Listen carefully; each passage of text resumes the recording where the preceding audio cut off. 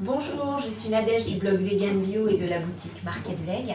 Aujourd'hui, je vous propose de préparer des saucisses enrobées de bacon. Alors ne vous inquiétez pas, c'est quand même une recette crue et végétalienne.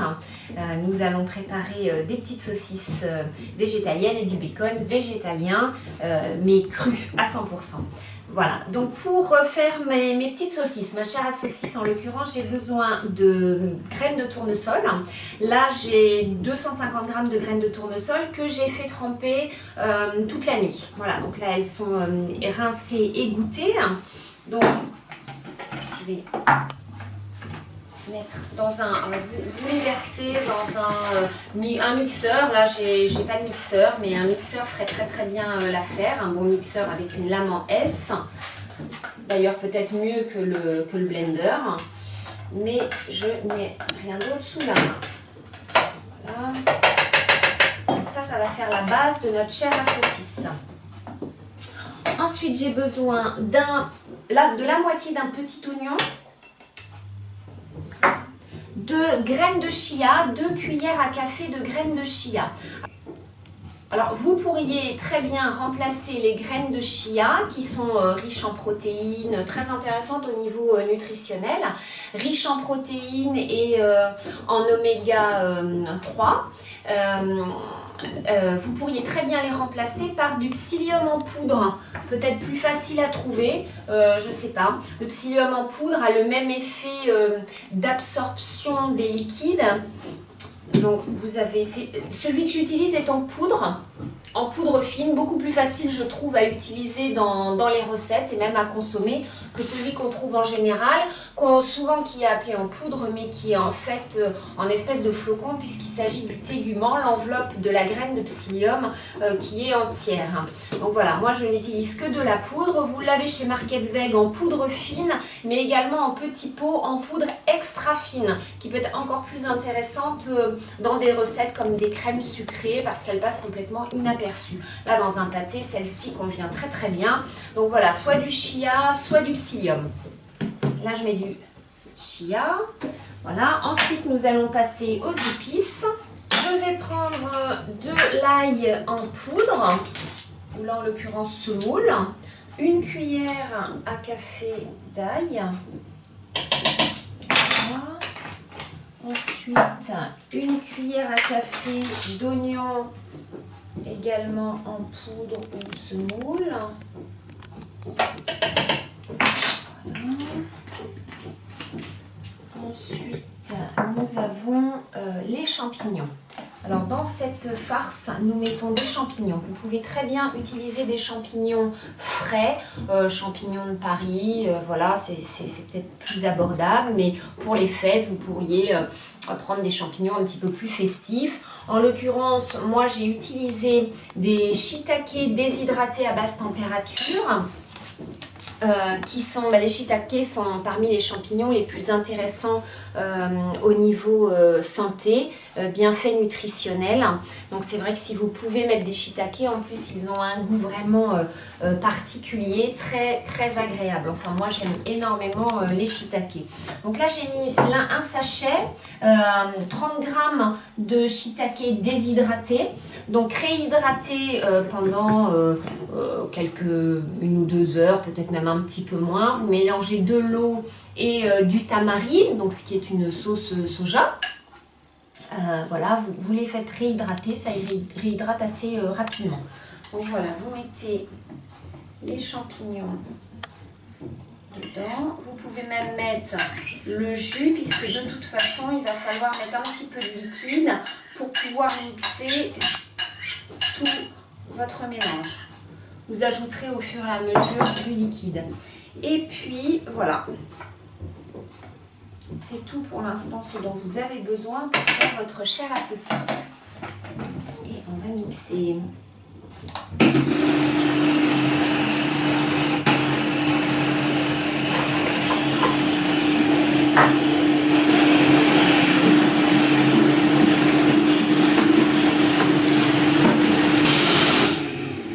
Voilà. Il n'est pas nécessaire de mixer trop. Le but, ça n'est pas d'avoir une texture complètement lisse, parce puisque à la base des saucisses, il y a quand même des petits morceaux dedans. Donc si vous voulez vous approcher le plus possible d'une vraie saucisse, laissez un petit peu de texture. Voilà.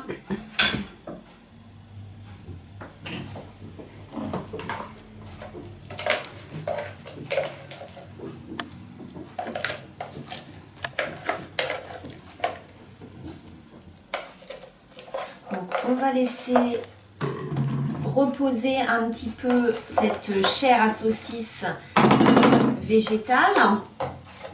Le chia ou le psyllium, selon ce que vous aurez utilisé, va gonfler et donc assécher un petit peu cette pâte. On aura quelque chose d'un petit peu plus qui se tiendra encore mieux pour pouvoir faire nos petites saucisses après. Donc voilà, ça on le met de côté. Donc le bacon, ce sont des tranches d'aubergine, tout simplement. Voilà, assez fines, coupées à la mandoline ou si vous avez la chance d'en avoir un au caïbao. Voilà, qui est un couteau qui ressemble à un petit peu, qui a le principe de la mandoline. Mais c'est un couteau, donc c'est un couteau vietnamien. Donc une mandoline ou un caïbao. Donc vous faites des tranches assez fines d'aubergine qui vont faire la base du bacon. Donc je vais préparer la marinade des tranches d'aubergine pour faire notre bacon. Donc pour ceci, j'ai besoin d'huile d'olive, de tamari, donc qui est une sauce soja, d'abricots secs. Alors choisissez de préférence des abricots secs bio sans sulfite. Donc effectivement ils sont foncés, sont moins jolis que les abricots non bio qui sont d'un beau orange, mais votre santé vous en remerciera. Et puis là, de toute façon c'est mixé, donc la couleur orange on s'en fiche un petit peu. J'ai besoin d'oignons en poudre. Évidemment, si vous ne trouvez pas d'oignon en poudre, vous pouvez toujours essayer avec de l'oignon frais, un petit morceau d'oignon. Donc de l'oignon en poudre, de l'ail également en poudre ou une petite gousse d'ail si vous n'avez pas d'ail en poudre. Et puis un petit peu de curry. Voilà, alors vous pourriez éventuellement tester peut-être avec une autre épice si le curry ne vous tente pas particulièrement. Voilà, donc maintenant on mixe.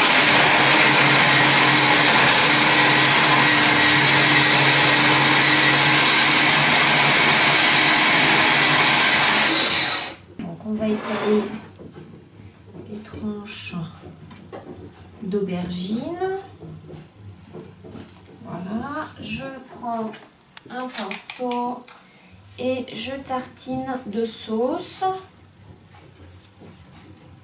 Alors, si votre sauce vous semble un petit peu épaisse pour étaler, n'hésitez pas à rajouter un petit peu d'eau pour avoir une texture quand même plus facile à étaler sur les aubergines. Voilà, il faut quand même que ça puisse bien imbiber vos tranches d'aubergine.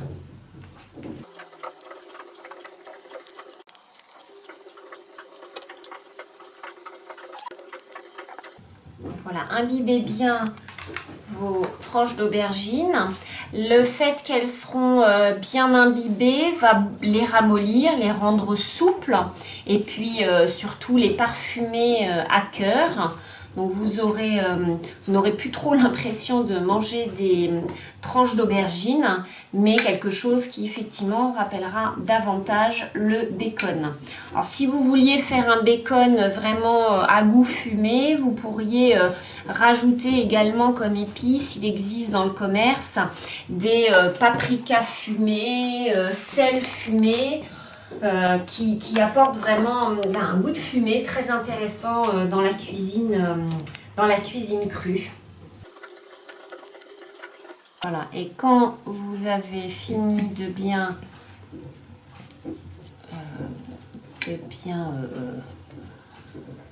tartiner vos aubergines, vous pouvez mettre le reste de la marinade dans votre plat, voilà.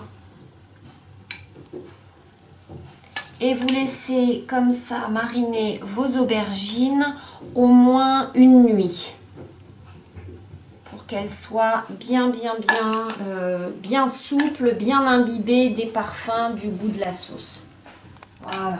Quand la chair de mes saucisses végétales est bien dense, vous voyez, le chia a eu le temps de gonfler et d'assécher la pâte. Donc vous avez une pâte qui est relativement facile à travailler et donc vous n'avez plus qu'à modeler vos petites saucisses.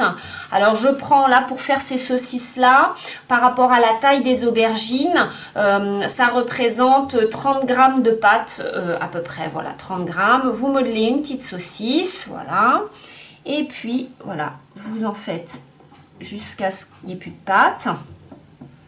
Vous pourriez également les faire toutes petites éventuellement, pourquoi pas, pour faire des petites saucisses cocktail également.